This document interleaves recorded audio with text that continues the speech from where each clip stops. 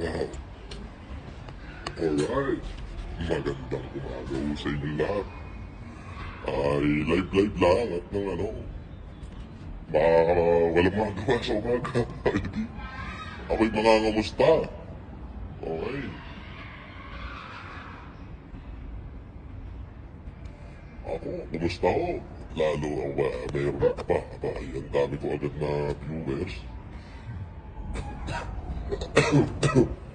Kape muna ho, medyo tanghali na. Tumawag ka pa nga.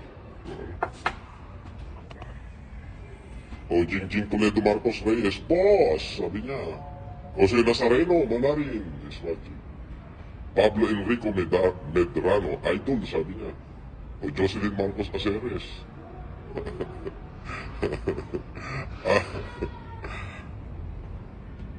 Ay, magandang umaga po. Boss, Happy New Year. Boss, love you. Abay, love you too. Boss, may mga basher ka. Nako, hayaan niyo na po yun. Wala po tayong panahon para sa kanila. Ang oras po natin ay nakatuon lamang sa mga taong nagmamahal sa atin. At syempre sa paggawa ng mabuti sa tao. Oh! May bisita ko rito. Oh, okay. Ano na? Ano na rango mo ngayon? Major pa din. Medyo pa din. Ang tagal natin din nakita. Yung boss mo, PNP chief na. Ay naku. Ay naku, nakikita niya ako. Ay, okay lang. Mimo ko naman yun eh. Si Major Annalyn. Ha? Okay ra. Si Merson taga... Ay, Visayan na kumusta? po. Kumusta? Oo. Ano kayo ba dyan? Kumain kayo. Mabigat ko eh. Alam mo naman, ayaw nila akong patawag ng waiter. Oh, kala ko ba aling kayo? Hindi sa labas yung hindi lang. Ha? Nasa labas. Oh, papasukin mo rito. Papasukin mo. Walang problema. Ay, may mga bisita ako kung dumating. Naku, ito yung during the campaign of, okay, let me say this kasi ayoko kasi magkwento ng kasinungalingan, yung totoo lang. Si Major Annalyn, nakasama ko siya sa Palawan nung nag-humanitarian ako sa Palawan. During that time, si PNP Chief Benjamin Acorda is PD ng Palawan.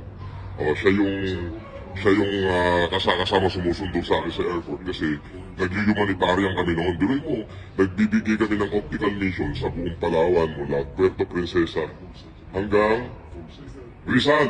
Yes, PD pa lang si PNP Chief noon. At si PNP Chief, he deserved those. Why? Kasi naman, Diyos ko, senador pa lang si BBM noon. Talagang nag-humanitarian kasama yung provincial director ng Puerto Princesa ng Palawan noon.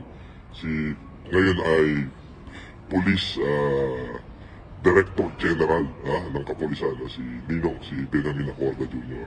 Ayan, sa mga hindi nakakaalam, Colonel pa lang si PNP Chief noon. Talaga namang nag-e-effort siya para mag-humanitarian, magbigay ng libreng salamin. Sumasama talaga siya doon sa bulubundukin. Ine-escortan talaga ako para makapag-humanitarian during those time. 2014 and 15. Yun, di ba? 2014 and 15. Ayan. Ayun, sa mga hindi nakakaalam. Okay? Binisita nila ako. Kaya, nako, ipuputulin ko muna ho itong live ko at andito na yung mga bisita ko. Kami mag-aalmusal muna. Binbin Seldanya. Okay. At sa inyong lahat dyan, paano ko ba ito puputulin? Dahil nanonood 4,000. Putulin ko muna. Balik ako mamaya. Asikasuhin ko lang po itong aming mga kaibigan. At talaga namang, recognize daw yung mga taga-Bambang Bulacan. Yung Antonio, okay? Diyan ako nagmula. Okay? Diyan nagmula ang aking ina. Okay? Yung lahi ng mga Antonio diyan sa Bambang. Okay? Natatandaan ko, nung maliit ako, yung malaki kaming plaisdaan kung tawagin na sa may paryahan, komunidad kung tawagin, manahan ng mga Antonio. Malaki yun eh. Ayun.